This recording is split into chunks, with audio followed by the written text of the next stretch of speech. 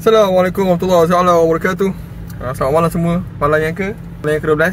Okay, hari ni bersama Pojat. Kita nak pergi ke mana?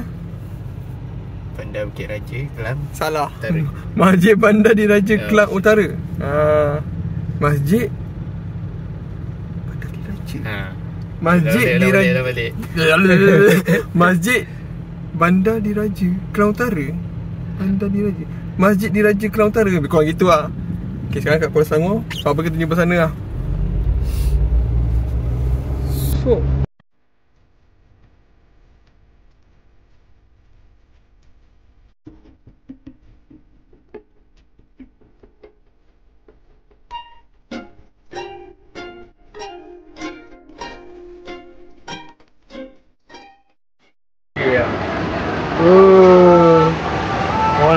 Boleh.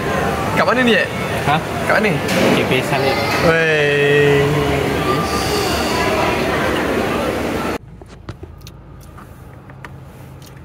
Okay, kita orang baru habis moreh tadi dekat Cafe Salim tu. Sekejap, okay tak? Apa tadi? Quesadilla? Apa? Quesadilla pun dia? Ha? Makanan Mexico. Quesadilla. Quesadilla. Apa dah? Sedap. Tak. Tak. Dia sedap. Okay. Tapi lampu ni. Oh, lepas tu pasal masjid tadi. Oh, kita apa? Ingatkan masjid tu sejuk tapi dia punya aircon tinggi sangat ah. Lepas tu dia tak rasa. Dia rasa sikit je. Lepas tu imam dia baca sedap lah. Baca sedap, NPR rendah.